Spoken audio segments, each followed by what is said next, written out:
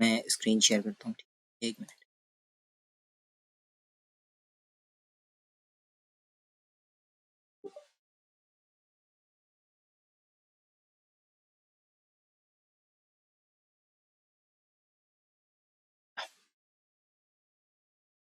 चलो full screen mode पे कर लेना, ठीक है, और रोटेट कर लेना स्क्रीन को।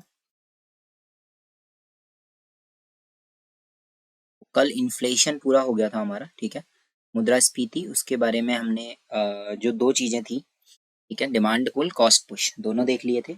और इन्फ्लेशन करने के बाद हमने ये भी देखा था कि ऐसे कौन से स्टेप्स हैं जो कि गवर्नमेंट ले सकती है just to tackle down the inflation.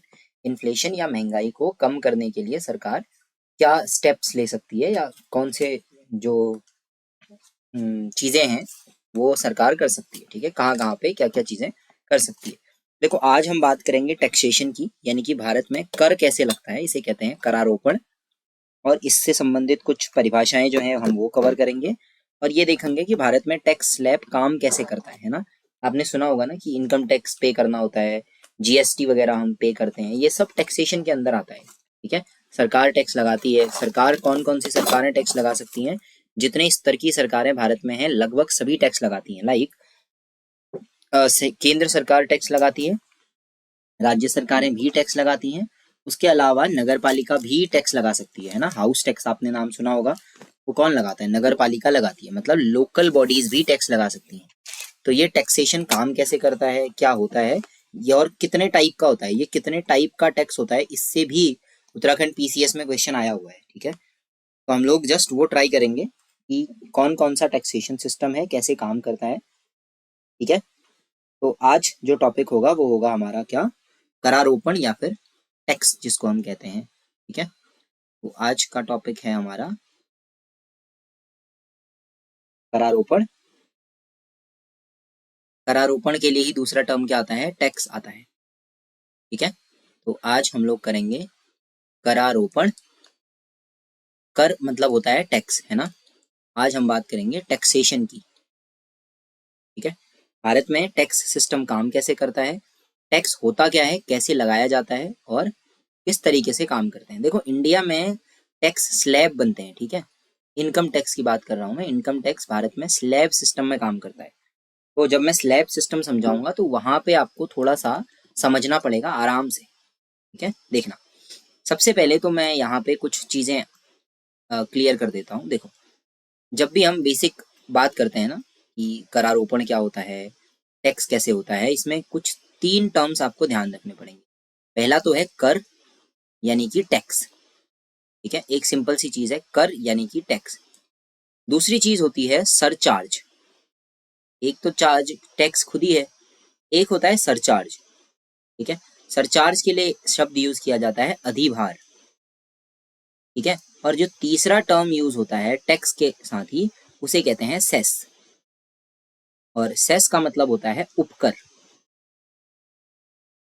तो ये तीन परिभाषाएं आपको पहले से याद रखनी है। टैक्स क्या होता है, कर, और सरचार्ज क्या होता है यानी कि अधिभार, और सेस क्या होता है यानी कि उपकर क्या होता है, ठीक है। पहले इन तीनों डेफिनेशंस को ध्यान से समझना। तीनों बहुत ही आसान सी चीजें हैं। देखो टैक्स क्या है, टैक्स वो पैसा है, वो मनी है, या फिर वो भुगतान है जो हम सरकार को देते हैं, ठीक है। टैक्स क्या है, एक पक्षीय भुगतान है, ध्यान रखना, यूनिलैटरल होता है। एक पक्षीय भुगतान मतलब एक ही तरफ से दिया जाएगा। इसका क्या मतलब हुआ एक पक्षीय का, कि आपने सरकार को टैक्स दिया, सरकार उसके बदले आपको कुछ नहीं देने वाली।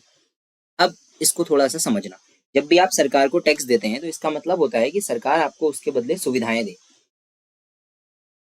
है ना, रोड बना के दे, हॉस्पिटल बना के दे, और आपकी जो भी आवश्यकताएं हैं उनको पूरा करे। पर इसमें समझना क्या है आपने, कि क्योंकि आप टैक्स दे रहे हैं इसलिए सरकार बाध्य नहीं होती है आपको कुछ भी देने के लिए। सरकार किसी भी तरीके से वापस करने के लिए बाध्य नहीं है, उत्तरदायी नहीं होती है। टैक्स एक अनिवार्य भुगतान है, कंपलसरी आपको पे करना है, ठीक है, ध्यान रखना। टैक्स एक अनिवार्य भुगतान है। अगर सरकार ने स्लैब बना दिया कि इतने से ऊपर आपको टैक्स देना है, इसका मतलब देना ही है, आप मना नहीं कर सकते हैं। दूसरी चीज, ये एक पक्षीय भुगतान है, यानी कि ये आपने सरकार को देना है और इसके बदले आप सरकार से कुछ नहीं मांग सकते। अगर सरकार देती है तो ये उसकी मर्जी है। समझ में आया? तो टैक्स है सरकार को किया गया एक पक्षीय अनिवार्य भुगतान, जिसको वापस करने के लिए सरकार उत्तरदायी नहीं होती है। यानी कि सरकार की मर्जी है, वो आपको अच्छी सुविधाएं, अच्छी व्यवस्थाएं देना चाहे तो दे सकती है उसी टैक्स के पैसे से, ना देना चाहे सरकार तो नहीं भी दे सकती है। जैसे मान लीजिए वॉर टाइम चल रहा है, तो सरकार आपके उसी पैसे का इस्तेमाल कहाँ करेगी? वॉर में कर लेगी। तो सरकार रिस्पॉन्सिबल नहीं है। अब आते हैं सरचार्ज की बात या अधिभार की बात। इसको कहते हैं कर पर कर, यानी कि टैक्स ओवर टैक्स या टैक्स ऑन टैक्स। कर पर, मैं कर ही लिख देता हूँ, कर पर कर या कर पर टैक्स। यानी कि सरचार्ज को खुद एक टैक्स नहीं कहते हैं, यह टैक्स नहीं है।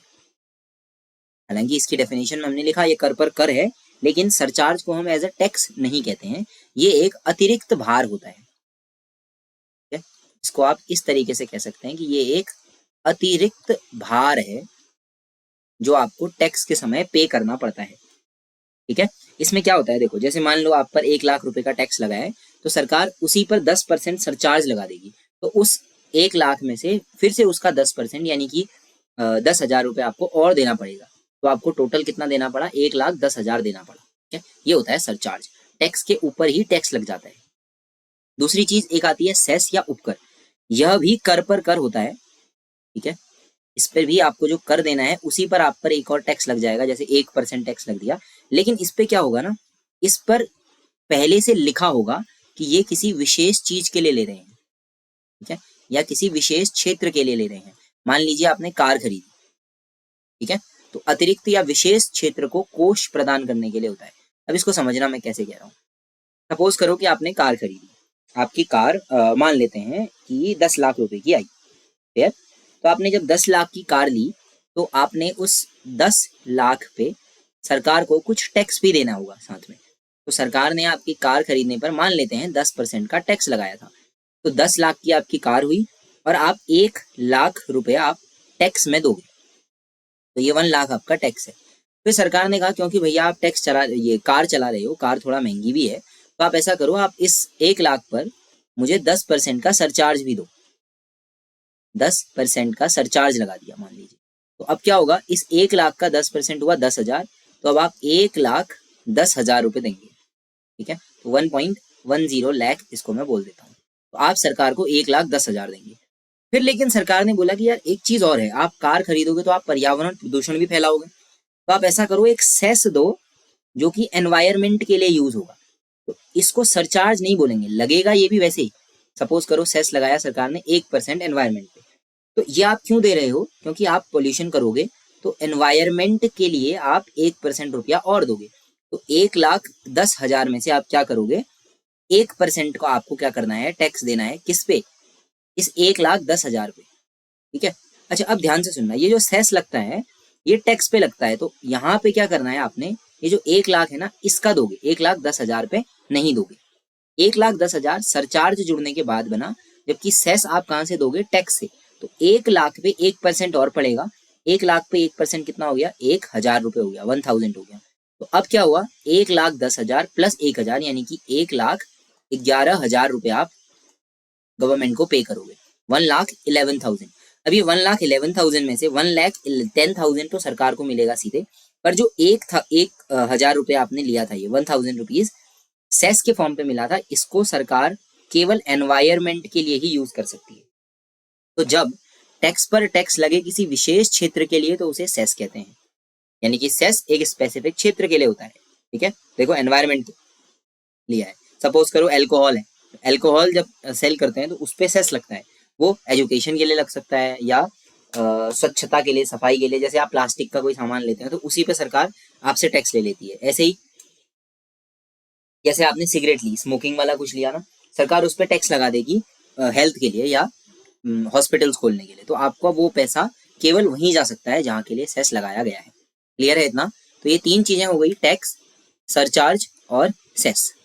ठीक है, ये आपका पहला बेसिक डेफिनेशन आया जो हमने करारोपण में सीखा। ठीक है, अब करारोपण से रिलेटेड दूसरी चीज की तरफ चलते हैं। करारोपण या टैक्सेशन कितने टाइप का होता है, कितने प्रकार का होता है, यानी कि कर के प्रकार, टाइप्स ऑफ टैक्सेस। ठीक है, now we will go with कर के प्रकार, यानी कि टैक्स कितने टाइप का होता है। अभी हमने क्या देखा, द सिंपल थिंग इज कि टैक्स क्या होता है, सरचार्ज क्या होता है, सेस क्या होता है, इनमें डिफरेंस क्या होता है। अब हम देखेंगे कर के प्रकार, यानी कि टाइप्स ऑफ टैक्सेस कितना होता है। फिर इसी में आपको मैं समझाऊंगा इंडिया में किस टाइप का टैक्स लगता है, और यहीं से आपका क्वेश्चन बना हुआ है। ठीक है, इससे पहले जो यूकेपीएससी है उसने भी आपसे कर के प्रकार से क्वेश्चन पूछा है।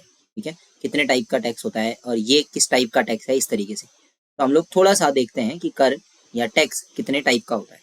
मैं इंग्लिश हिंदी दोनों में बताऊंगा, तो आप जिसमें भी एक नोट्स बना रहे हैं उसी में बनाइए। देखिए, पहला टाइप होता है आनुपातिक कर। ठीक है, ध्यान से सुनना, ये है टैक्स का प्रकार। इनमें से किसी भी प्रकार का टैक्स हो सकता है। ठीक है, आनुपातिक प्रकार का टैक्स, या इसको कहते हैं प्रोपोर्शनल टैक्स। इंग्लिश में इसके लिए नाम यूज होता है proportional tax. Proportional tax, proportional tax system एक सिस्टम है जिसमें जो है टैक्स लगाया जाता है इसी मेथड का इस्तेमाल करके। और इस टैक्सेशन के अंदर क्या होता है, कैसे होता है, अभी डिटेल में डिस्कस करेंगे। मैं आपको सारे सिस्टम्स टैक्सेशन के पढ़ाऊंगा और उसी में रिलेट करके बताऊंगा कि कौन सा टैक्सेशन सिस्टम कैसे काम करेगा। ठीक है, पहला जो टाइप है वो क्या है आपका, आनुपातिक कर प्रणाली या प्रोपोर्शनल टैक्सेशन सिस्टम कहते हैं इसको। ठीक है, now going to the second one. आनुपातिक के बाद दूसरा आता है प्रगतिशील प्रकार का कर। इससे सबसे ज्यादा क्वेश्चन आते हैं, और जो यूकेपीएससी ने पूछा था वो इसी से था, प्रगतिशील टैक्स से था। ठीक है, इसको कहते हैं प्रोग्रेसिव टैक्स। ठीक है, क्या बोलेंगे, प्रोग्रेसिव टैक्स। ठीक है, प्रगतिशील प्रकार का कर। ठीक है, सबसे ज्यादा क्वेश्चन प्रगतिशील टैक्स से आते हैं। एक प्रगतिशील टैक्स है और एक आपको फोर्थ टाइप में मिलेगा। फिलहाल थर्ड टाइप के लिए एक वर्ड आता है, इसे कहते हैं प्रतिगामी कर। ठीक है, और ये जो मैं लिख रहा हूं ये है कर के प्रकार। इतने तरह से कर जो है वह हो सकता है। ठीक है, किसी भी देश में, किसी अर्थव्यवस्था में कर लगाने के कितने तरीके होते हैं वो है। इसके लिए वर्ड होता है रिग्रेसिव। प्रतिगामी प्रगतिशील का लगभग उल्टा मान लीजिए। ठीक है, इसे कहते हैं regressive. The last one is the fourth one. इससे भी कभी कभी क्वेश्चन आते हैं, और वैसे मैक्सिमम कंट्रीज में इसी तरीके का सिस्टम चलता है। इसे कहते हैं अधोगामी कर प्रणाली, अधोगामी कर प्रणाली, या फिर इसके लिए जो वर्ड आता है उसे कहते हैं डिग्रेसिव। ठीक है, डिग्रेसिव टैक्सेशन सिस्टम। क्लियर? तो कर कुल मिला के 4 प्रकार से होते हैं, या तो आनुपातिक हो सकता है प्रोपोर्शनल, या फिर प्रगतिशील या प्रोग्रेसिव, प्रतिगामी रिग्रेसिव, या अधोगामी डिग्रेसिव। इसको समझना बहुत ही ध्यान से। ठीक है, मैं इनको थोड़ा सा ग्राफ की हेल्प से आपको दिखाऊंगा, आपको उसी हिसाब से समझना है। देखो, किसी भी देश में जब हम टैक्सेशन की बात करते हैं तो हम क्या देखते हैं कि आदमी कितना कमा रहा है ना, और उस पर वो कितना टैक्स दे रहा है। ठीक है, तो सबसे पहले हम देखते हैं कर योग्य आय, कि उसकी कर योग्य आय कितनी है। तो कर योग्य आय, इसको समझना। कर योग्य आय का मतलब होता है, जैसे इंडिया में है 3 लाख तक कोई टैक्स नहीं लगने वाला। तो 3 लाख के बाद मान लीजिए आपने 4 लाख कमाए, 3 लाख तो उसमें से सीधे हट गए क्योंकि उस पर तो टैक्स लगना नहीं है। बचा कितना, 1 लाख। तो कर योग्य आय कितनी है, 1 लाख रुपए। ठीक है, अब मान लो कोई 10 लाख रुपए कमा रहा है, तो उस 10 लाख में से 3 लाख पे कर नहीं लगेगा, हटा दीजिए, बचे 7 लाख। तो कर योग्य आय कितनी है, 7 लाख।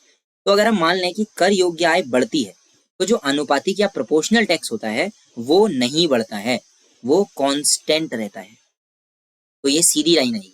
ऊपर को क्या है, कर की दर, रेट ऑफ टैक्स। ऊपर की तरफ है कर की दर, रेट ऑफ टैक्सेशन, कर की दर। ठीक है, कुल मिला के रेट ऑफ टैक्सेशन और टैक्सेबल इनकम, यानी कि जिस इनकम पे आपको टैक्स देना है, जब इनके बीच का ग्राफ एक स्ट्रेट लाइन हो, तो इस प्रकार का टैक्सेशन सिस्टम प्रोपोर्शनल सिस्टम कहलाता है। ठीक है, इसका एग्जांपल लेंगे और वहीं से समझने की कोशिश करेंगे। एक टैक्सेशन इंडिया में और बाकी कंट्रीज में भी चलता है, जिसको हम कहते हैं कॉर्पोरेट इनकम टैक्स। ठीक है, कॉर्पोरेट इनकम टैक्स। ठीक है, सीआईटी की तरह से यूज करते हैं, इसको कहते हैं कॉर्पोरेट इनकम टैक्स। ये एक तरीके से अनुपातिक टैक्स होता है। ठीक है, मतलब प्रोपोर्शनल टैक्सेशन सिस्टम होता है। जैसे इंडिया में 22% के आसपास अभी सीआईटी का रेट है। अब इसका क्या मतलब हुआ देखना, अगर आपकी कंपनी है, आपकी कोई बड़ी फर्म है, और मान लेते हैं कि उस पर 22% का टैक्सेशन लगेगा सीआईटी के हिसाब से। अभी मैं मान लेता हूँ कि टैक्सेबल इनकम किसी कंपनी की 10 लाख रुपीज है। ठीक है, 10 लाख। चलो इसको थोड़ा सा बेटर करते हैं ताकि टैक्सेशन में प्रॉब्लम ना हो। परसेंट सीधा सीधा निकाला जा सके। तो हम मान लेते हैं कि किसी एक कंपनी की जो इनकम है वो आपकी 100 लाख रुपीस है, ठीक है। कोई एक कंपनी 100 लाख रुपए का टर्नओवर करती है, तो उसको 22% क्या देना पड़ेगा, कॉर्पोरेट इनकम टैक्स देना पड़ेगा। तो वो क्या करेगी, 100 लाख में से 22 लाख रुपए एज अ टैक्स पे करेगी, ठीक है। It's an simple thing, corporate income tax ऐसे काम करता है। बट सपोज करो कि इसी की जो इनकम है वो बढ़ जाए, ठीक है, इतने लाख हो जाए, ठीक है, 10,000 लाख, तो ऑटोमेटिकली इसको क्या करना पड़ेगा, इसका जो टैक्सेशन है, ठीक है, 100 लाख पे 22 लाख इसको टैक्स देना था, तो अब 10,000 लाख पे 2,200 लाख टैक्स देना पड़ेगा। सिंपल थिंग, आप इसको रुपये में 100 रुपये 200 रुपये मानकर भी सॉल्व कर सकते हो। अब इसमें बहुत ध्यान से देखना, हो क्या रहा है ना, इन दोनों में जैसे जैसे टैक्सेबल आय बढ़ रही है वैसे वैसे टैक्स बढ़ता हुआ आपको दिख तो रहा है, पर rate of tax is constant. 22% ही इस पर भी लग रहा है, 22% ही इस पर भी लग रहा है।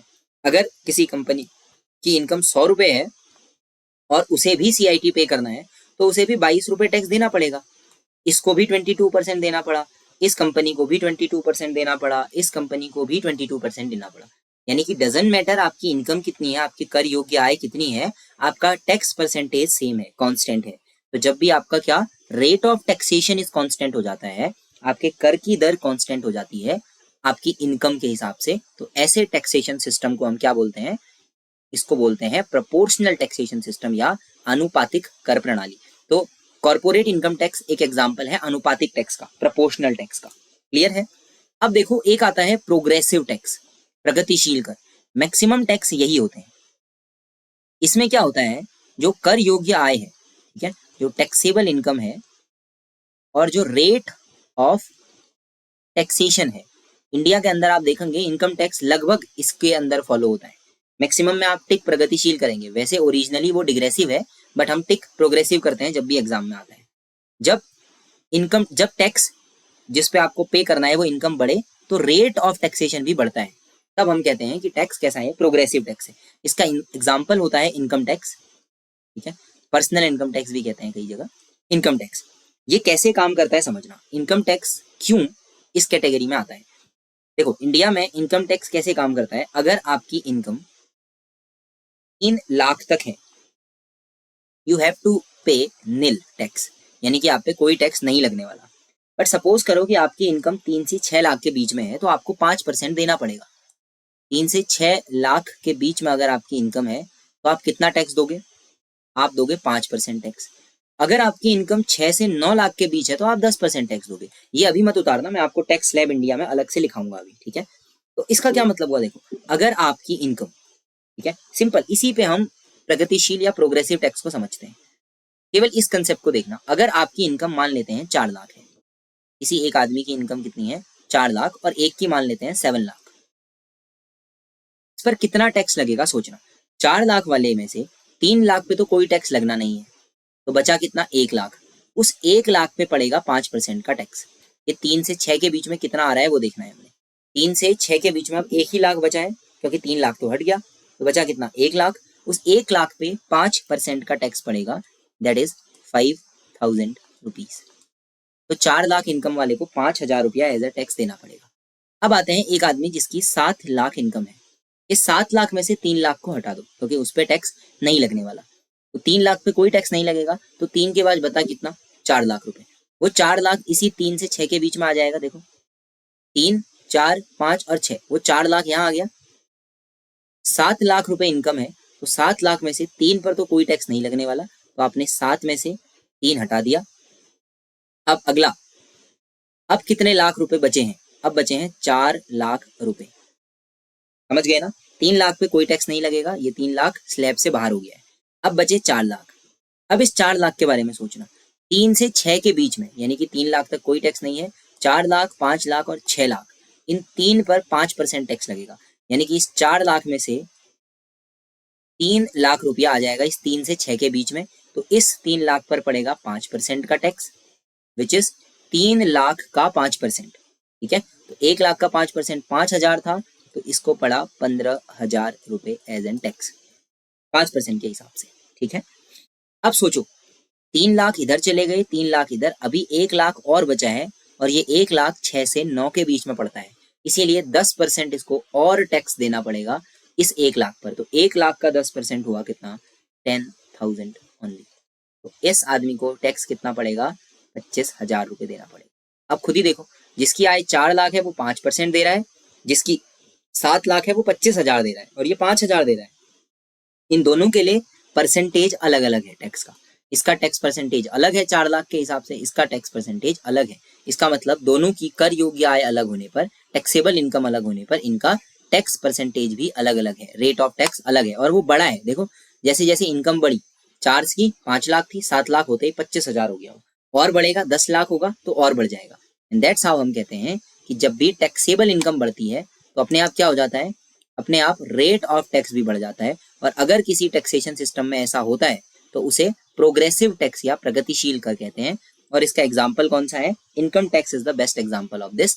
हालांकि इनकम टैक्स वैसे ये अधोगामी टैक्स होता है, डिग्रेसिव टैक्स होता है। इसी को एक कंसेप्ट से और समझते हैं, एक टाइप ऑफ टैक्स है जिसको हम रिग्रेसिव टैक्स कहते हैं, प्रतिगामी टैक्स कहते हैं। हालांकि ये प्रतिगामी टैक्स नाम की चीज ओरिजिनली होती नहीं है, मतलब ऐसा टैक्सेशन सिस्टम कहीं है नहीं।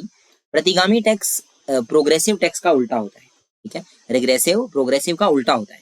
इसमें क्या होता है, अगर आपकी टैक्सेबल इनकम बढ़े तो आप पर रेट ऑफ टैक्स कम लगेगा, मतलब आप जितना ज्यादा कमाओगे आपको उतना कम टैक्स देना पड़ेगा। इसका ग्राफ ऐसा बनता है, यानी कि उल्टा, टैक्स बढ़ने पर रेट ऑफ टैक्स कम होता है। ऐसा ओरिजिनली कोई भी टैक्स नहीं होता है, ठीक है, मतलब इस कैटेगरी का कोई भी टैक्स नहीं है, टैक्स नहीं होता है इस कैटेगरी में कोई भी। वैसे क्या है, यूएसए के अंदर कुछ जो बड़ी कंपनियां हैं, अमेरिका के अंदर जो बड़ी कंपनियां हैं, उनमें क्या हुआ है ना कि वो जब ज्यादा कमाते हैं तो उनको छूट दे देती है वहां की सरकार।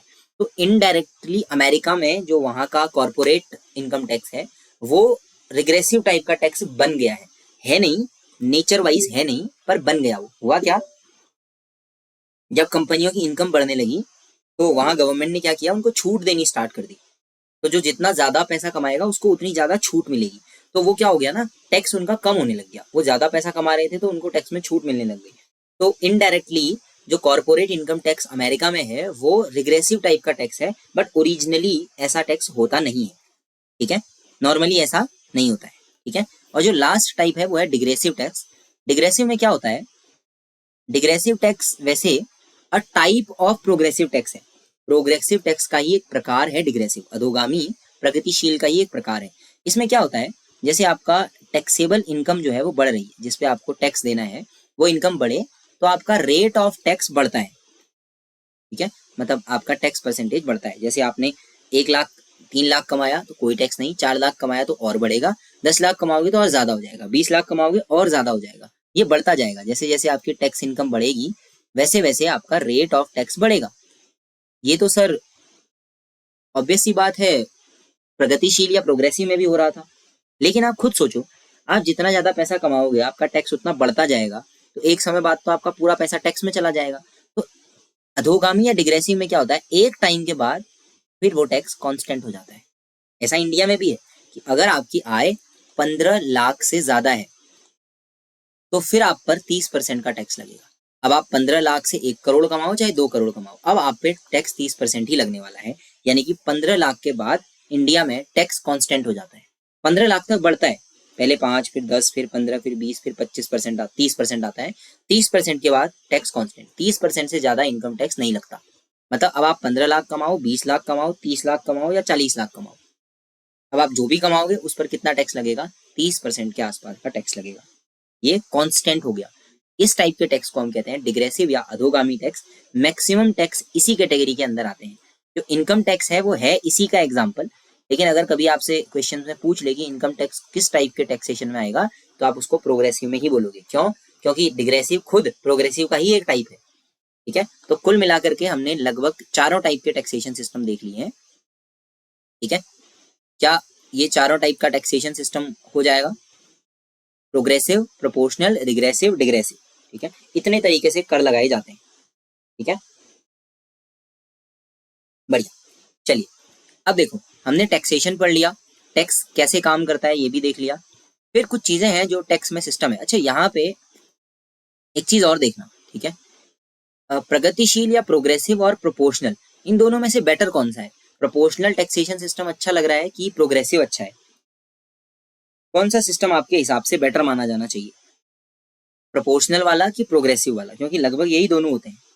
आपके हिसाब से कौन सा टैक्सेशन सिस्टम बेटर है, proportional type of taxation system या progressive type of taxation system? ठीक है, बिल्कुल आराम से सोचना। और इस टाइप के क्वेश्चंस सीडीएस वगैरह काफी पूछता है, यूके पीसीएस में इन पे लिखने के लिए आता है, या यूपीएससी के सिविल के लिए इन पर क्वेश्चंस आते हैं थ्योरी में लिखने के लिए कि ये एक्सप्लेन करो why India is not obtaining the proportional taxation system and choosing the progressive only. Bharat क्यों प्रोग्रेसिव टैक्सेशन सिस्टम चूज करता है, प्रोपोर्शनल नहीं? इन दोनों में डिफरेंस समझना। प्रोपोर्शनल सिस्टम की एक प्रॉब्लम क्या है, देखो, एक कंपनी जो बेचारी 100 लाख रुपए कमा रही थी उसको 22 लाख टैक्स देना पड़ा, और जो 100 रुपए कमा रही थी उसको भी 22 रुपए टैक्स देना पड़ा, यानी कि दोनों को 22% टैक्स देना पड़ा। लेकिन आप खुद से सोचो, जो 100 लाख कमा रही है, जो 10,000 लाख कमा रही है, वो टैक्स देने के ज्यादा काबिल है, और जो बेचारा 100 रुपए कमा रहा है वो तो अभी अपना ही खर्चा नहीं निकाल पा रहा, आप उससे भी टैक्स मांग रहे हो 12%। ये गलत बात है। यानी कि जब टैक्स देने की क्षमता कम है तो उससे कम टैक्स लिया जाना चाहिए ना। यानी कि जब कमाई कम है तो उससे कम टैक्स लो, जब कमाई बढ़ जाए तो ज्यादा टैक्स लो। कोई आदमी 1 करोड़ कमा रहा है, आप उससे भी 22% मांग रहे हो। कोई आदमी 1 लाख कमा रहा है, उससे भी 22% मांग रहे हो। This is not fair. That's why proportional taxation system is not good. अच्छा टैक्सेशन सिस्टम कौन सा है? Progressive taxation system. जब आप 100 रुपए कमा रहे हो, आपसे कोई टैक्स नहीं ले रहे। 3 लाख कोई टैक्स नहीं, 5 लाख 6 लाख ठीक है 5% दे दो, कोई बात नहीं। लेकिन 15 लाख से ज्यादा कमा रहे हो, अब तो आप 30% दोगे। This is called progressive. 5 lakh 6 lakh कमा रहे हो, 5% दो। लेकिन 15 लाख से ज्यादा कमा रहे हो एक साल में, तो अब आप 30% टैक्स दोगे, क्योंकि आप ज्यादा काबिल हो टैक्स देने के। और वो जो 5% वाला है, जो 6 लाख 4 लाख वाला है, उसकी अभी उतनी एबिलिटी है नहीं टैक्स देने की। दैट्स वाई उससे कम टैक्स लेना चाहिए। इसीलिए इंडिया क्या करता है, प्रोग्रेसिव टैक्सेशन सिस्टम को अपनाता है। ठीक है ना, इतना बढ़िया। अब देखो, ये आपका एक सिंपल सा मेंस के लिए था। आरओ एआरओ वाले अगर कोई है ना, तो उनको इस पे बहुत हेल्प होगी। ठीक है, अब देखो, अब जो टैक्सेशन सिस्टम है वो तो हमने देख लिया। अब पहले मैं आपको थोड़ा सा इनकम टैक्स स्लैब के लिए यहाँ पे क्लियर करवा देता हूँ, वो काम कैसे करता है। ठीक है, इनकम टैक्स एंड स्लैब। ये इनकम टैक्स के जो स्लैब है ना, कभी कभी तो कांस्टेंट रहते हैं, लेकिन किसी किसी बजट में इनकम टैक्स स्लैब चेंज होते हैं। जैसे अभी 2023-24 में आया था जो बजट, उसके हिसाब से। फिर 24 वाले में तो अभी वही है। अभी जो नया बजट आएगा उस पर आपको चेक करना पड़ेगा कि क्या टैक्स स्लैब्स में कोई चेंज हुआ है या वही है। क्योंकि पहले क्या था, देखो, पुराना जो टैक्स सिस्टम था वो थोड़ा अलग था। 0, 5, 10, 15, 20, 25, 30% तक था। अभी वाला थोड़ा अलग है। ठीक है, मैं थोड़ा सा आपको टैक्सेशन में ओल्ड सिस्टम समझाता हूँ, पहले क्या था, फिर आपको बता दूंगा न्यू सिस्टम क्या था, तो आप कंपैरिजन भी कर पाओगे कि क्या हो रहा है। ठीक है, ध्यान से सुनना, टैक्स स्लैब कैसे काम करता है वो भी समझा दूंगा। देखो, अगर आप 2.5 लाख रुपीज तक कमाते हो या फिर इससे कम कमाते हो, ठीक है, तो आप पर टैक्स पड़ता था 0% पहले। हाँ, अभी 1-2 साल पहले की बात है ये, 2023-24 के बजट से पहले। ठीक है, अगर आप 2.5 लाख से लेकर के 5 लाख के बीच की इनकम करते हो, 2.5 लाख टू 5 लाख, तो आपको फिर 5% टैक्सेशन उस पर देना पड़ेगा। देन 5 से 7.5 लाख तक अगर आप कमाते हो, then you have to go for 10% tax. ठीक है, देन 7.5 टू 10, 7.5 टू 10 लाख के बीच में अगर आप आते हो तो आपको 15% टैक्स देना पड़ेगा। ठीक है, उस कमाई का। क्लियर है? फिर देखो, अगर आप 10 लाख से ज्यादा कमाते हो और 12.5 लाख तक जाते हो, तो इस टाइम पे आपको 20% टैक्स देना था। और अगर आपकी इनकम 12.5 से 15 लाख तक है तो आपको 25% टैक्स देना था। And if you are more than 15 lakh earning, अगर आपकी कमाई 15 लाख से ज्यादा है, तो योर टैक्सेशन विल बी 30%। ये पुराना सिस्टम था, it was called the old system. नया सिस्टम थोड़ा सा चेंज किया गवर्नमेंट ने, और अभी के हिसाब से 3 लाख तक टैक्स में छूट देती है। दैट इज, 3 लाख तक की अगर आपकी कमाई है तो यू हैव टू पे 0। बट अगर 3 से ज्यादा है, 3 से 6 के बीच में है, तो इस पैसे पर आपको 5% का टैक्स देना पड़ेगा। ठीक है, अगर आप 6 से 9 के बीच कमाते हैं, 6 से 9 लाख, तो आपको टैक्स देना पड़ेगा 10%। अगर आप 9 से 12 लाख रुपए कमाते हैं तो फिर आपको टैक्स देना पड़ेगा 15%। और अगर आप 12 से 15 लाख रुपए के बीच कमाते हैं, एनुअल की बात चल रही है, ठीक है, income tax return annually file होता है, तो 20% पड़ेगा। और अगर आप 15 लाख या उससे ज्यादा कमाते हैं, फिर ये टैक्सेशन हो जाएगा सीधा 30%। This is the new slab, new tax slab. इस ओल्ड टैक्स स्लैब से पहले भी था एक, उस पर 2.5 लाख से 0 था, और 5 से 10 लाख के बीच में 20% था, और 10 से 15 के बीच में आपका सीधा 30% टैक्स था, ठीक है। अब ये कैसे काम करता है वो देखना, इनकम टैक्स स्लैब, ठीक है। तो हम एक अच्छी कंडीशन मान के चलते हैं, जैसे हम कंसीडर करते हैं कि एक आदमी की इनकम पर एनम 20 लाख है, income is equal to 20 lakh. तो इनकम टैक्स कैसे फाइल करेगा ये, ठीक है। पर एनम कितना कमा रहा है, 20 लाख पर एनम, एक साल में 20 लाख रुपए कमा रहा है, तो ये टैक्स कैसे देगा देखना। हम इस 20 लाख को तोड़ेंगे, कैसे तोड़ेंगे, फर्स्ट 3 लाख को अलग लिख दो, क्योंकि इस पर कितना टैक्स पड़ेगा, 0, ठीक है। नए टैक्सेशन सिस्टम के हिसाब से बता रहा हूँ मैं टैक्स कैसे दिया जाता है, ठीक है। 3 लाख, और यहाँ पे मैं लिख देता हूँ टैक्स कितना लगेगा, ठीक है। टैक्स इस 3 लाख पे कितना लगेगा, 0%, यानी कि कोई टैक्स नहीं लगेगा, 0 रुपया देगा। क्लियर है। अब इस 3 लाख से आगे बढ़ना है आपको, 3 लाख से 6 लाख के बीच में, इसके पास तो 20 लाख रुपए है ना, 20 में से 3 चले गए, कितने बचे हैं, 17 लाख। इस 17 लाख में से भी 3 से 6 के बीच में इसके पास 3 लाख रुपए पूरे हैं ना, 3 लाख तो चले गए पहले, फिर 3 लाख जोड़ दो, ये 3 से 4, 4 से 5, 5 से 6, 3 लाख का स्लैब है ना ये, 3 लाख यहाँ आ सकते हैं। तो इसके 3 लाख पे 0, अगले 3 लाख पे इसको 5% का टैक्स देना है, यानी कि 15,000 रुपीज। 6 लाख हो गए पूरे, 6 लाख पूरे हो गए, अभी भी भैया के पास 14 लाख रुपए बचे हैं। अच्छा, अगला है एक और स्लैब 6 से 9 लाख के बीच में, यानी कि फिर से 3 लाख रुपए। अब इसके पास तो है, तो फिर से 3 लाख पे टैक्स लगेगा, इसके अगले 3 लाख पे कितना टैक्स लगेगा, 10% का टैक्स लगेगा। दैट इज अगले 3 लाख के लिए इसको 30,000 पे करना है। गोइंग फर्दर, अभी भी भैया के पास तो 9 ही लाख खत्म हुए हैं ना, अभी भी 11 लाख तो बचे हैं। अगला डिवीजन देखो, 9 से 12 के बीच में, 9 से 12 के बीच में फिर से 3 लाख रुपए आते हैं, और इसके पास ये 3 लाख रुपए भी हैं, तो इन 3 लाख पे फिर से पैसा लगेगा टैक्स, लेकिन इस बार लगेगा 15% की रेट से, और इस बार भैया को 45,000 रुपीज पे करने पड़ेंगे। अब देखो 3, 6, 9 और 12 लाख पूरे हो गए, अभी भी 8 लाख रुपए बचे हैं। इस लास्ट 8 लाख में से इस 12 से 15 के बीच में 3 लाख आने चाहिए, वो भी हैं, फिर से 3 लाख रुपए भैया के पास हैं। देन अगेन इनको कितना, 20% टैक्स देना पड़ेगा। अब इस 3 लाख पे 20% है, यानी कि 60,000 रुपीज। अब जब ये 3 लाख भी चले गए, तो अब कितने बचे, 5 लाख रुपए। अब सोचना, अब 5 लाख ना इस 15 लाख से ज्यादा है, तो इस पूरे 5 लाख पे 30% का टैक्स लगेगा, यानी कि इस 5 लाख पे लगेगा 30% ऑफ टैक्स, यानी कि 1.5 लाख टैक्स देना पड़ेगा, ठीक है। क्योंकि ये बचा हुआ 5 लाख पूरा इस स्लैब में आता है, 15 लाख से ज्यादा में आता है। तो कुल मिला के देखो, इस फर्स्ट के 3 लाख पे कोई टैक्स नहीं, फिर अगले 3 लाख पे 5, फिर आगे बढ़ते चले जाओगे, टैक्सेशन काम करता चला जाएगा, इस हिसाब से इनका टोटल टैक्स स्लैब बनेगा। अब इस टोटल टैक्स स्लैब में देखो, यहाँ 60, 30, 90, 1 लाख हो गया, 1,40,000 और 1,50,000, तो 1.5 और 1.5, यानी कि 3 लाख रुपए टैक्स देना पड़ेगा। जिसकी इनकम 20 लाख रुपए है एक साल में, उसको इनकम टैक्स पे 3 लाख रुपए टैक्स देना पड़ेगा। क्लियर है। इसको मैं छोटे टैक्स स्लैब से समझाता हूँ, जहां पे हमें बीच में ही टैक्स स्लैब तोड़ना पड़े, ठीक है। तो हम सपोज करते हैं कि किसी की इनकम 5 लाख रुपए है, income is equal to 5 lakh, चलो 5 लाख नहीं, थोड़ा सा डीपर जाते हैं, ठीक है। मैं 10 लाख लिख देता हूँ, 10 लाख रुपए पर एनम कोई कमाता है। तो इस 10 लाख को तोड़ना है, सबसे पहले 3 लाख, फिर अगला 3 लाख का स्लैब, फिर अगला 3 लाख का स्लैब, फिर अगला 1 ही लाख बचा हुआ है। तो देखो, पहले 3 लाख पे 0% का टैक्स आता है, अगले 3 लाख पे 5% का टैक्स आता है, अगले 3 लाख पे 10% का टैक्स आता है, अगले जितने भी हैं, 3 लाख होते तो 15%, 1 ही लाख है तो 1 लाख पे 15% लगेगा।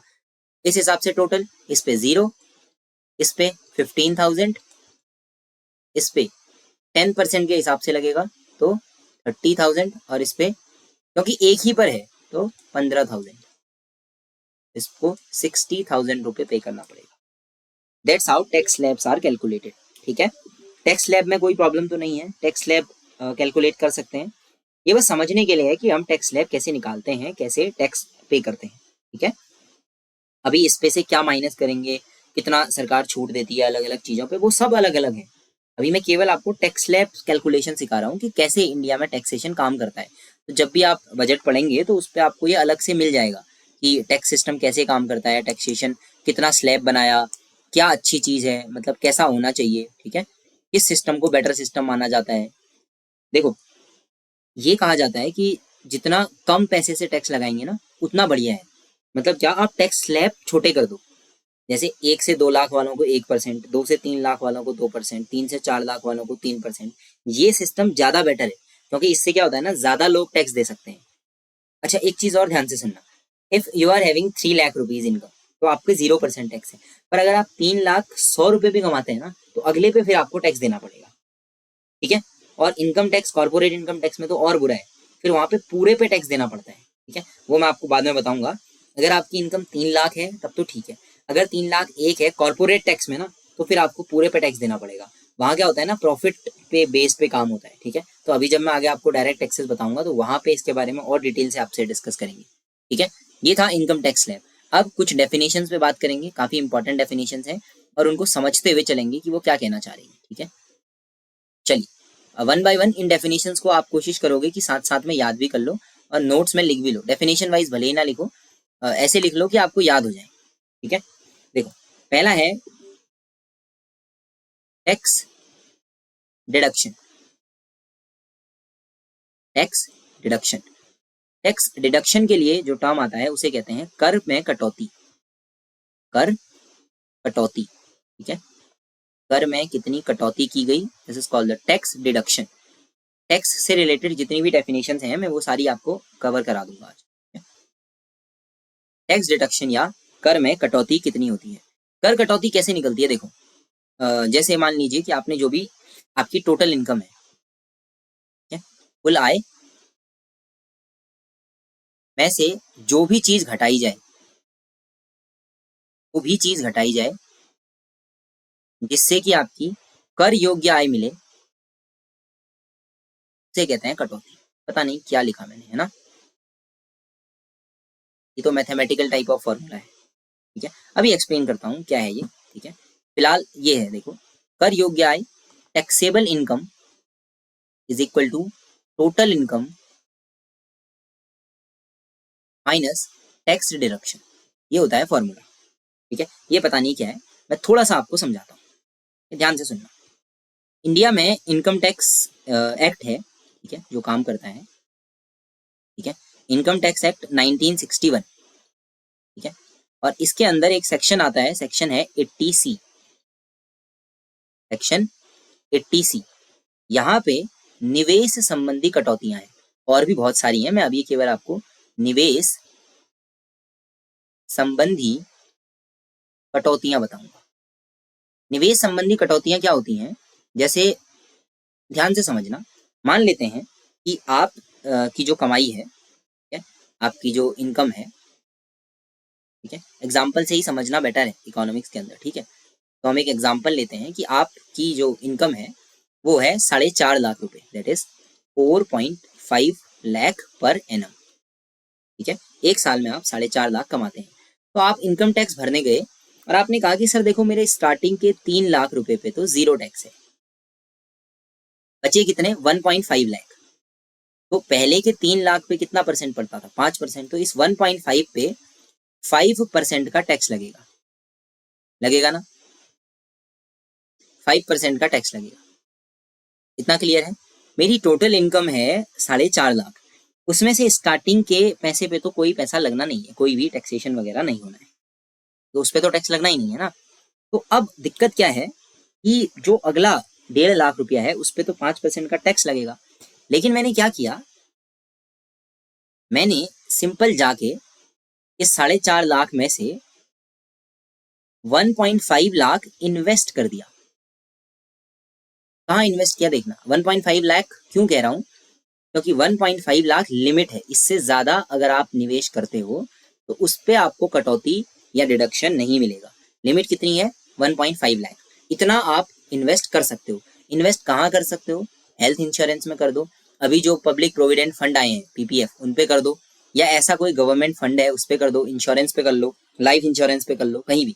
इनमें आप 1.5 लाख तक इन्वेस्ट कर सकते हो, और ये 1.5 लाख पे जैसे आप इन्वेस्ट करोगे तो ये इन्वेस्टमेंट बन जाएगा टैक्स डिडक्शन। क्या बन जाएगा, टैक्स डिडक्शन।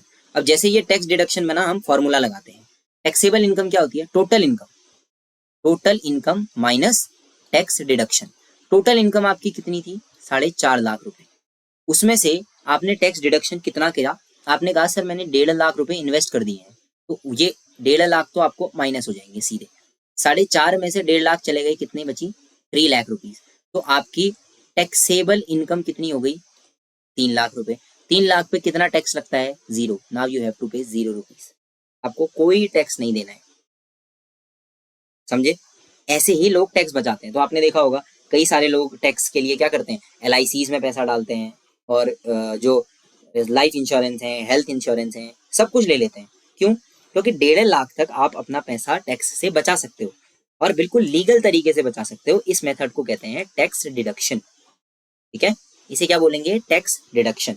और सरकार ने कितने की लिमिट दी है टैक्स डिडक्शन पे, 1.5 लाख रुपीज तक का आप टैक्स डिडक्शन कर सकते हो, ठीक है। इन्वेस्टमेंट की बात कर रहा हूं मैं, इसके अलावा भी टैक्स डिडक्शन होते हैं। जैसे आप कभी डोनेट करते हो पैसा, उस पर कोई टैक्स नहीं लगता है, ठीक है।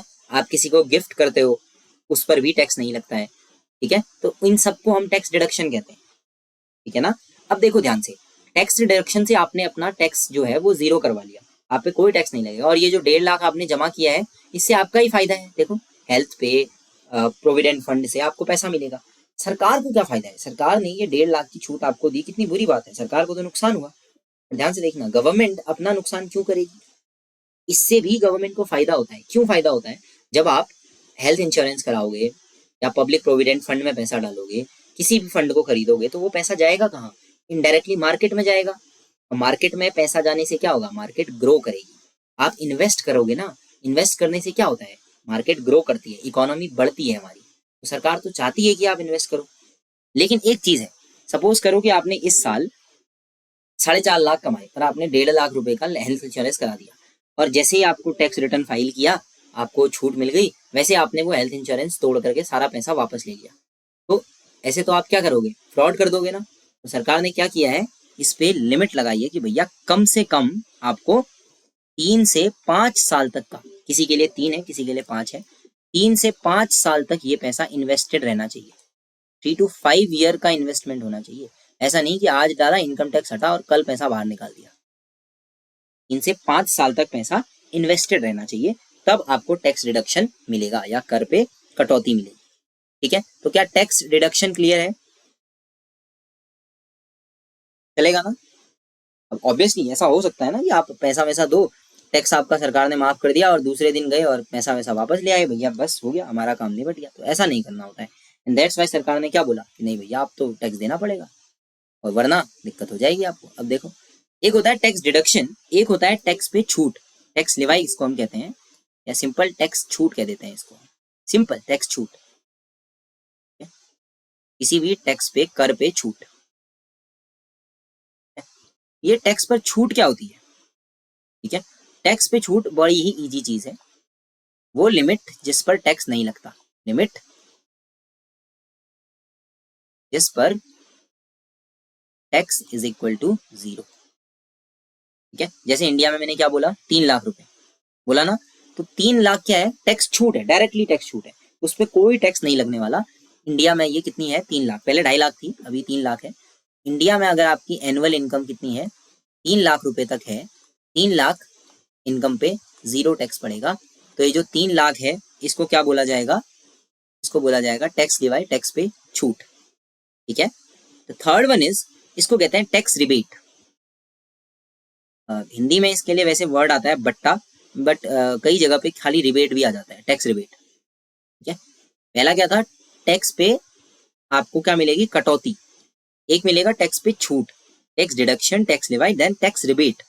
रिबेट में क्या होता है, जो आपने टैक्स पे किया, ठीक है, टैक्स, उस टैक्स में से रिबेट को माइनस किया जाता है और ये आपको वापस मिल जाता है।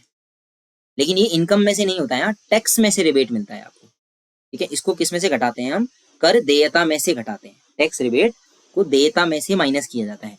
अब ये जो टैक्स रिबेट है ये कैसे बनता है, कैसे काम करता है, जैसे मान लीजिए कि कोई बुजुर्ग आदमी है, ठीक है, तो उनको टैक्स रिबेट मिलेगा। टैक्स रिबेट में क्या होगा कि सपोज करो कि उनकी इनकम ठीक ठाक रुपए थी और उनको 3 लाख रुपए टैक्स पड़ा। इस 3 लाख टैक्स में से उनको रिबेट मिल गया मान लो 50,000 का, 50,000 का। तो इस 3 लाख में से 50,000 को माइनस कर दिया जाएगा और उनको केवल 2.5 लाख टैक्स पे करना होगा और ये 50,000 उनको टैक्स रिबेट मिल जाएगा, वापस मिल जाएगा, ठीक है। तो ये जो टैक्स रिबेट होता है ये क्या होता है, कर देयता, जो भी आपने टैक्स देना है उस टैक्स में से माइनस करते हैं, आपकी इनकम में से नहीं घटाते। जो आप टैक्स दे रहे हो, जैसे आप 3 लाख टैक्स दे रहे हो तो उसमें से इसे घटा देंगे। जैसे पहले जब इंडिया में 2.5 लाख टैक्सेशन था तो क्या करते थे कि जिनकी इनकम 3 लाख तक है, ठीक है, ध्यान से सुनना, पहले क्या था, जब 2.5 लाख इनकम थी तो इस पर 0 टैक्स आता था। तो सरकार ने क्या किया कि जिनकी इनकम 3 लाख से कम है, ठीक है, कितनी, 3 लाख से कम है, ठीक है, तो इनसे क्या करते थे, 25,000 का रिबेट दे देते थे, ठीक है। वैसे सॉरी 25,000 का 2,500 का रिबेट देते थे, ठीक है। इसको बहुत ही ध्यान से समझना, बड़ी ही प्यारी चीज है। देखो ये पहले भी था अभी भी है, ठीक है, मतलब अभी क्या है, अभी डायरेक्टली कहते हैं, इसको समझना कैसे। सपोज करो कि 2.5 लाख इनकम पे 0 टैक्स है और आपकी इनकम 3 लाख है, तो आप खुद ही सोचना उस 3 लाख में से, ठीक है, out of this 3 lakhs 2.5 lakh पे आपको कितना टैक्स देना है, 0। बचा कितना, 50,000। 50,000 पे कितना टैक्स देना है, 5%। तो 50,000 का 5% कितना हुआ, 2500 रुपीज, 2500 रुपये आपको टैक्स देना था। रिबेट कितना दिया आपको सरकार ने, 2500 का, तो आप कितना टैक्स दोगे, total tax minus rebate is equal to 0, that is no, आप कोई टैक्स नहीं देंगे। तो पहले भी क्या था, 3 लाख तक की इनकम में कोई टैक्स नहीं लगता था। फिर जब ऐसा ही था तो 3 लाख ही कर देते, ये करने की क्या जरूरत थी, या ऐसा क्यों किया, रिबेट क्यों देते हैं। पहली चीज तो आप समझ गए कि रिबेट मैंने जैसे आपको बोला ओल्ड एज वालों के लिए दिया है, या फीमेल्स के लिए दिया है, या कोई फीमेल एंटरप्रेन्योर है, या कोई अभी अभी कंपनी एंटरप्रेन्योरशिप में उतरा है तो उसको दिया जाता है रिबेट, ठीक है, ताकि उस पर टैक्स बर्डन ना पड़े। दूसरा, ये 2.5 से 3 लाख कैटेगरी में जो लोग आते हैं वो एटलीस्ट इनकम टैक्स रिटर्न भरें, इसलिए उनको टैक्स लगाया गया, बाद में रिबेट में वो पैसा उनको वापस दे दिया गया, ठीक है, ताकि एटलीस्ट वो इनकम टैक्स रिटर्न फाइल करें। सेम वे, अगर किसी की इनकम 3,10,000 रुपए है ना, तो फिर उसको पूरा टैक्स देना पड़ेगा, उसको रिबेट नहीं मिलेगा। केवल 3 लाख से कम इनकम वालों को रिबेट मिलता है, उससे ज्यादा नहीं। तो अगर आप 3,10,000 कमाते हैं तो फिर तो आपको पूरा 5% टैक्स देना पड़ेगा। कितना, 3,10,000 है मान लो आपकी इनकम, 3.10 लाख। तो अब आप में से 2.5 लाख पे तो कोई टैक्स नहीं लगता पहले, लेकिन बचे हुए 60,000 पे टैक्स लगेगा, और क्योंकि आपकी इनकम 3 लाख से ज्यादा है तो अब आपको रिबेट नहीं मिलेगा। तो इस 60,000 पे 5% का आपको टैक्स देना पड़ेगा, तो यानी कि 3,000 रुपये आपको पूरा टैक्स पे करना पड़ेगा, कोई रिबेट नहीं मिलेगा। रिबेट केवल तब था जब आपकी इनकम 3 लाख से कम हो, तो सरकार यहाँ से पैसा भी ले लेती थी, रिबेट भी मिल जाता था। तो रिबेट क्या होता है, टैक्स में से माइनस होता है, जबकि जो टैक्स डिडक्शन है वो क्या है, टोटल इनकम में से माइनस होता है, और जो छूट है वो सरकार अपनी तरफ से देती है, ठीक है ना। तो ये टैक्स रिबेट है। क्या टैक्स रिबेट क्लियर है। टैक्स रिबेट ना आप गूगल कर लेना, टैक्स रिबेट इन इंडिया, तो आपको अलग अलग जगह पे रिबेट मिल जाएगा, किसको मिलता है, कितना मिलता है। कपड़े वालों को अलग से मिलता है टैक्स रिबेट, ठीक है। मतलब सरकार को जब जिसको प्रमोट करना होता है सरकार उसको रिबेट दे देती है कि लो भैया तुम्हें टैक्स कम लेंगे हम, टैक्स तुम पूरा भरो, हम छूट दे देंगे बाद में, तो या रिबेट में वो पैसा वापस दे देंगे। इससे क्या होता है, वो टैक्स रिटर्न भी भर देता है, और दूसरा सरकार क्या करती है, उसको प्रोत्साहन भी दे देती है कि लो भैया तुम खुश रहो, तुमको हमने पैसा वापस भी कर दिया ना, टैक्स भी भर दिया और पैसा वापस भी मिल गया उसको, ठीक है ना, कैसे काम करता है। इन द सेम वे देखो, एक आता है इम्पैक्ट ऑफ टैक्स, दो छोटे से वर्ड हैं, इनको भी समझ लो आज ही, ताकि कल हम लोग थोड़ा आगे बढ़ पाए। Impact of tax, impact of tax के लिए यूज होता है वर्ड कराघात, क्या, कर आघात। और दूसरा है इंसिडेंस ऑफ टैक्स,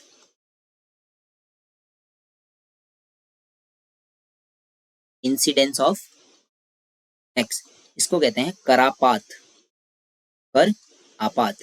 क्या क्या है, impact of tax, incident of tax, कराघात और करापात। कराघात का मतलब होता है जिस भी पर्सन और फर्म, फर्म मतलब कोई कंपनी, ठीक है, जिस पर आदमी और फर्म जिस पर कर लगता है, टैक्स लगाया जाता है, जिस पर टैक्स लगाया जाता है उस पर कराघात होता है। लेकिन जो आदमी कर पे करता है, कर का भार जिस आदमी पर पड़ता है या फिर जिस फर्म पर पड़ता है उस पर करापात माना जाता है। क्या मतलब है इसका, सोचना। जैसे मान लीजिए इनकम टैक्स है, इनकम टैक्स किस पर लगता है, जो कमाता है। इनकम टैक्स लगाया किस पे जाता है, आदमी पर। या कॉर्पोरेट टैक्स किस पे लगता है, जो कॉर्पोरेट कंपनी चल रही है उस पर। उसको पे कौन करता है, वही आदमी पे करता है। तो इनकम टैक्स का कराघात भी इसी पर है, करापात भी इसी पर है। लेकिन सोचो जीएसटी, जीएसटी लगता किस पे है, कंपनी पर लगाते हैं नहीं। जो सामान बना रही है साबुन वाली कंपनी, वही तो सरकार को देती है। मान लीजिए ये साबुन बनाया, साबुन पे टैक्स लगा, टैक्स सरकार को मिला, तो ये टैक्स देगा कौन, ये कंपनी तो देगी। लेकिन कंपनी लेती किससे है, आपसे। तो टैक्स लगा किस पे, कंपनी पे। टैक्स वसूला किससे गया, आपसे। तो टैक्स का कराघात तो कंपनी पे हुआ या साबुन पे हुआ, लेकिन करापात आप पे हुआ। This called indirect type of taxation में ऐसा हो रहा है ना, टैक्स लगाया किसी और पे जा रहे हैं, पर उसका पाथ या इंसिडेंस किसी और पर हो रहा है। इम्पैक्ट कहीं और है, इंसिडेंट कहीं और। तो इम्पैक्ट ऑफ टैक्स मतलब जिस पर टैक्स लगाया जाता है। इंसिडेंस ऑफ टैक्स का मतलब जिसको कर पे करना पड़ता है, जिस पे भार आता है। तो हो सकता है कभी इम्पैक्ट और इंसिडेंट दोनों एक ही आदमी पर पड़े, कभी अलग अलग पड़े। जैसे आपकी समोसे की दुकान है, आप उससे 10 लाख रुपया कमाते हैं, तो जो इनकम टैक्स लगेगा वो तो आप ही दोगे ना। तो उस पर लगेगा भी आप पे भी आप करोगे। लेकिन अगर मान लो समोसे पर जीएसटी लग जाए, 10% जीएसटी लग गई, तो 10 रुपए का समोसा प्लस 10% आपने 1 रुपया और लेना है टैक्स का, तो आप क्या बोलोगे, प्लस 1 रुपया जीएसटी लगा के पब्लिक को दे दोगे, लो भैया आप 11 रुपया दो। पब्लिक बोलेगी क्यों, तो आप कहोगे सरकार ने 1 रुपया जीएसटी लगाया है। तो ये लगाया किस पे था, आपके समोसे पे ना। पे किससे लिया आपने, जनता से। कराघात आप पर, करापात जनता। जो समोसा खाएगा वो 1 रुपया देगा, 11 रुपये खत्म। क्लियर है। टैक्स इम्पैक्ट क्या होता है, इंसिडेंस क्या होता है, हो जाएगा। अगर इससे रिलेटेड कोई क्वेश्चन आया, झेल लेंगे इसको आराम से। फिर तो ये दो काफी इजी थिंग्स हैं, करापात और कराघात अलग अलग हो सकता है, ठीक है, इसमें ऐसा कुछ नहीं है, ठीक है। तो देखो कल हम लोग बात करेंगे द डायरेक्ट टैक्सेस के ऊपर, कितने टाइप के डायरेक्ट टैक्सेस हैं, कैसे काम करता है। टैक्स इवेजन या कर वंचन क्या होता है, टैक्स अवॉइडेंस यानी कि कर परिहार क्या होता है, टैक्स मिटिगेशन यानी कि कर शमन क्या होता है। ये सब करने के बाद में थोड़ा सा आपको टैक्स बुयेंसी और टैक्स एक्सपेंडिचर के बारे में बताऊंगा। देन उसके बाद जो इनडायरेक्ट टैक्सेस लगाते हैं उनके तरीके क्या होते हैं, एड वैलोरम टैक्स क्या होता है, स्पेसिफिक टैक्स क्या होता है वो। उसके बाद हम देखेंगे गार के बारे में, GAR, ठीक है। उसके बाद DTAA में क्या संशोधन हुआ, गार से क्या क्या प्रॉब्लम्स थी, पार्थसारथी सोम समिति ने क्या बोला था, बेस इरोजन और प्रॉफिट शिफ्टिंग के बारे में थोड़ा सा देखेंगे अगर जरूरत पड़ी तो। नहीं तो I will go to the budget only. उसके बाद मैं सीधा पहले बजट एक्सप्लेन करूंगा। मतलब मैं चाह रहा हूँ कि इंपॉर्टेंट इकोनॉमिक्स के टॉपिक्स पहले कवर करें, उसके बाद धीरे धीरे इन डेप्थ चीजों को कवर करते हुए चलेंगे, ठीक है। फिलहाल के लिए आज हम लोगों ने टैक्सेशन के बारे में देखा कि टैक्स स्लैब काम कैसे करता है, इंडिया में किस तरीके से टैक्स लगाया जाता है, वैसे अगर टैक्स लगाया जाए तो कितने तरीके होते हैं। हमने सबसे पहले क्या किया था, टैक्स क्या होता है, सरचार्ज और सेस क्या होता है, उस पर डिस्कस किया, ठीक है। आप लोग स्क्रीनशॉट ले लीजिएगा, और नोट्स आपको नहीं मिलने वाले। देन हम लोगों ने डिस्कस किया था कि कर के प्रकार कितने होते हैं, कितने प्रकार से टैक्स लगाया जा सकता है। हमने देखा अनुपातिक, हमने देखा प्रगतिशील, प्रतिगामी और उसके अलावा अधोगामी, यानी कि प्रोपोर्शनल, प्रोग्रेसिव, रिग्रेसिव और डिग्रेसिव। उसके बाद हमने देखा कि जो आपका इनकम टैक्स होता है या कोई भी भारत में लगने वाला इनकम टैक्स का जो स्लैब है वो कैसे काम करता है और इनकम टैक्स कैसे वसूला जाता है, ठीक है, कैसे लिमिट लगती हैं, कैसे खरीदते हैं, टैक्स कैसे पे होता है। उसके बाद हमने देखा कि कुछ डेफिनेशंस जो टैक्सेशन सिस्टम से रिलेटेड है। पहला है टैक्स डिडक्शन, जिसे हम कर कटौती कहते हैं। फिर देखा था टैक्स छूट, जिसमें हम लेवाई देते हैं सरकार। एक था टैक्स रिबेट। उसके बाद हमने देखा था दो सिंपल वर्ड्स को, एक है इम्पैक्ट ऑफ टैक्स जिसको कराघात कहते हैं और इंसिडेंट्स ऑफ टैक्स यानी कि करापात। होप सो इतना क्लियर होगा। इसमें से किसी को कुछ डाउट है तो वो पूछ सकता है, ठीक है। बाकी करेंगे कल। इकोनॉमिक्स के अंदर हमने काफी सारे टॉपिक्स कवर कर लिए हैं, ठीक है। 2-3 दिन इकोनॉमिक्स हम लोग और करेंगे, उसके बाद पहले हम लोग कोई और टॉपिक कवर करेंगे या मे बी मैथ्स करें, देखेंगे। उसके बाद ही हम लोग क्या करेंगे, दोबारा इकोनॉमिक्स कुछ समय बाद आएंगे। फिलहाल मैं इसके कुछ टॉपिक कवर करवा दूंगा, ठीक है। किसी को इसमें कुछ डाउट है तो वो पूछ सकते हैं।